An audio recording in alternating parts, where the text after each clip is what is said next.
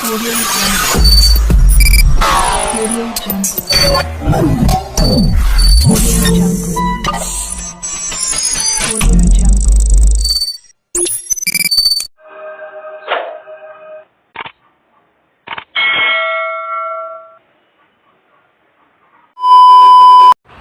Bismillahirrahmanirrahim. Assalamualaikum warahmatullahi wabarakatuh. Hai semuanya, kembali lagi bersama saya Rudianto. Pada kesempatan kali ini saya akan sedikit memaparkan sebuah materi mengenai akad musyarakah, dimana video ini untuk memenuhi mata kuliah akuntansi syariah dengan dosen pengampu Bapak Winome Eka Putra SEMSI. Baik, pada pembahasan yang pertama itu mengenai pengertian musyarakah, yang kedua itu jenis musyarakah, yang ketiga itu dasar syariah tentang akad musyarakah, yang keempat mengenai penetapan nisbah dalam akad musyarakah, dan yang kelima itu mengenai perlakuan serta ilustrasi akuntansi dalam akad musyarakah.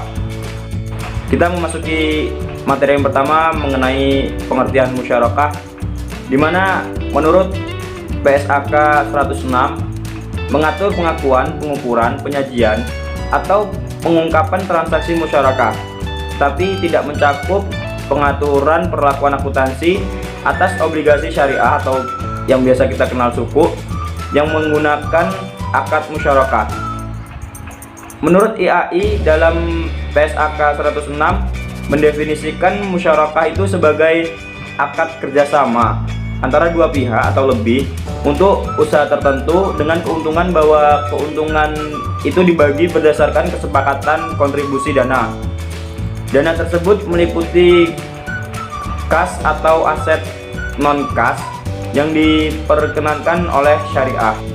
Baik, kita memasuki materi yang kedua itu mengenai jenis-jenis akad musyarakah, di mana berdasarkan eksistensinya musyarakah ini dibagi menjadi dua akad, yaitu akad syarikah amlak dan akad syarikah ukut.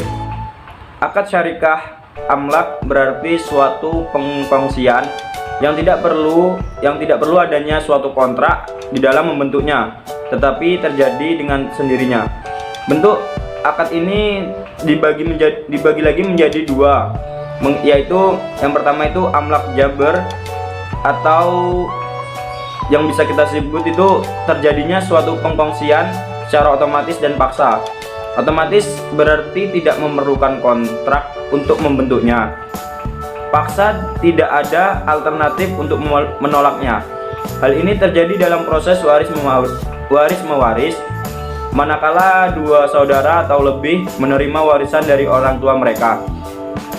Yang kedua itu adalah amlak ikhtiar, di mana terjadinya suatu pengkongsian secara otomatis tetapi bebas. Otomatis di sini seperti pengertian di atas, yaitu bebas dalam adanya pilihan untuk menolak. Contoh dari jenis pengkongsian ini dapat dilihat apabila dua orang atau lebih mendapatkan hadiah atau wasiat bersama dari pihak ketiga. Untuk jenis akad yang kedua itu adalah mengenai akad syarikah ukut, yang berarti pengkongsian yang terbentuk karena suatu kontrak. Dan akad ini dibagi menjadi 4 jenis. Yang pertama itu inan atau limited company. Ini merupakan bentuk pengkongsian di mana posisi dan komposisi pihak-pihak yang terlibat di dalamnya adalah tidak sama, baik dalam hal modal atau pekerjaan. Untuk yang kedua itu mengenai mufawadah, di mana mufawadah ini merupakan bentuk pengkongsian di mana posisi dan komposisi pihak-pihak yang terlibat di dalamnya itu harus sama, baik dalam hal modal, pekerjaan, agama, keuntungan, maupun resiko kerugian. Yang ketiga itu wujuh. Wujuh merupakan bentuk pengkongsian antara dua pihak, di mana masing-masing pihak sama sekali tidak menyertakan modalnya. Mereka menjalankan usahanya atas kepercayaan pihak ketiga. Masing-masing mitra menyumbangkan nama baik, reputasi, credit worthiness tanpa menyetorkan modal. Di dalam syarikah ini para anggotanya hanya mengandalkan wujuh atau wibawa dan nama baik. Nama baik mereka itu dan unsur modal atau dana sama sekali absen daripadanya. Yang keempat adalah abdan atau akmal atau syirkah kerja, di mana syirkah ini merupakan syarikah sekerja di mana dua orang atau lebih yang sama atau berdekatan bentuk kerjanya menerima pesanan dari pihak ketiga dan membaginya keuntungan melalui negosiasi bersama.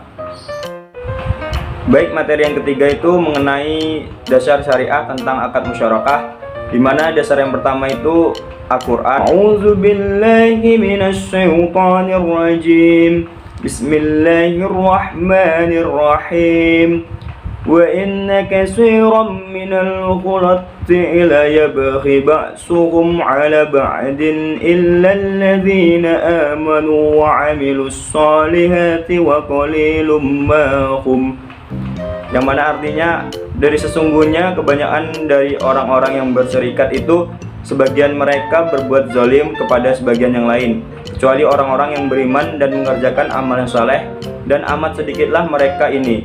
Quran surah Syad ayat 24. Dasar syariah yang kedua adalah hadis, di mana hadis-hadis Rasul yang dapat dijadikan rujukan atas dasar akad musyarakah ini adalah dari Abu Hurairah yang dirafakkan kepada Nabi Muhammad SAW, bahwa Nabi Muhammad SAW bersabda, sesungguhnya Allah Subhanahu wa Ta'ala berfirman, aku adalah pihak ketiga antara dua orang yang berserikat selama salah satu pihak tidak mengkhianati pihak yang lain.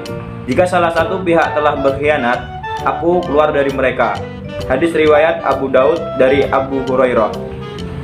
Untuk dasar syariah yang ketiga itu ijma'. Berdasarkan sumber hukum di atas, maka secara ijma' para ulama sepakat bahwa hukum musyarakah yaitu boleh.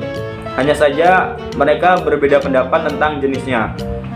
Ibnu Qudamah dalam kitabnya Al-Mughni telah berkata, Muslimin telah berkonsensus akan legitimasi syarikah atau musyarakah secara global, walaupun perbedaan pendapat terdapat dalam beberapa elemen daripadanya. Materi yang keempat itu mengenai penetapan nisbah di dalam akad musyarakah, di mana penetapan nisbah ini dapat ditentukan melalui dua cara, yaitu yang pertama pembagian keuntungan proporsional sesuai modal. Dengan cara ini, keuntungan harus dibagi di antara mitra secara proporsional sesuai modal yang disetorkan, tanpa memandang apakah jumlah pekerjaan yang dilaksanakan oleh para mitra sama ataupun tidak sama. Apabila salah satu pihak menyetorkan modal lebih banyak, maka pihak tersebut akan mendapatkan proporsi laba yang lebih besar. Jika para mitra mengatakan keuntungan akan dibagi di antara kita, berarti keuntungan akan dialokasikan menurut porsi modal masing-masing mitra. Yang kedua itu melalui cara pembagian keuntungan tidak proporsional dengan modal. Dengan cara ini, dalam penentuan nisbah yang dipertimbangkan bukan hanya modal yang disetorkan, tetapi juga tanggung jawab, pengalaman, kompetensi, atau waktu kerja yang lebih panjang. Nisbah bisa ditentukan sama untuk setiap mitra 50-50 atau berbeda 70-30 misalnya, atau proporsional dengan modal masing-masing mitra. Baik, untuk materi yang kelima itu mengenai perlakuan serta ilustrasi akuntansi di dalam akad musyarakah, di mana perlakuan akuntansi untuk transaksi musyarakah ini akan dapat dilihat dari dua sisi, dari dua sisi pelaku, yaitu mitra aktif dan mitra pasif. Yang dimaksud dengan mitra aktif adalah pihak yang mengelola usaha musyarakah, baik mengelola sendiri ataupun menunjuk pihak lain untuk mengelola atas namanya. Sedangkan mitra pasif adalah pihak yang tidak ikut mengelola usahanya, biasanya itu adalah lembaga keuangan. Mitra aktif di sini adalah pihak yang bertanggung jawab untuk melakukan pengelolaan, sehingga mitra aktif yang akan melakukan pencatatan akuntansi tersebut. Baik, kita memasuki ilustrasi akuntansi di dalam praktek akad musyarakah, di mana itu transaksi yang pertama itu mengenai pembiayaan musyarakah. Contoh, disepakati pembiayaan musyarakah antara Bank Muslim Syariah dengan PT Prayogo. Jumlah pembiayaan yang disalurkan oleh Bank Muslim Syariah itu misalnya sebesar 100 juta untuk pembangunan proyek rumah tipe 120. Dana yang dimiliki oleh PT Prayoga ini sebesar 150 juta. Proyek dilaksanakan selama 3 bulan sama dengan jangka waktu akad musyarakah. Nisbah bagi hasil yang disepakati adalah 40-60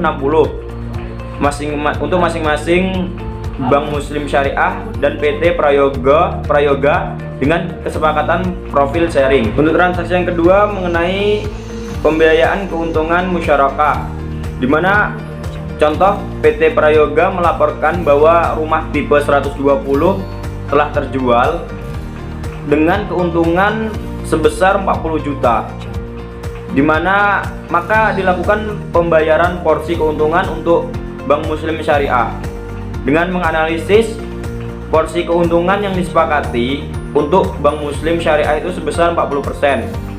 Kesepakatan pembagian keuntungannya adalah profit sharing, sehingga perhitungan bagi hasilnya tidak memperhitungkan biaya-biaya produksi. Dengan demikian, keuntungan yang menjadi bagian Bank Muslim Syariah adalah sebesar 16 juta, atau bisa dihitung melalui 40% dikali 40 juta tersebut. Baiklah, mungkin itu saja yang dapat saya sampaikan pada pembahasan materi kali ini. Saya akhiri, wabillahi taufiq wal hidayah. Wassalamualaikum warahmatullahi wabarakatuh.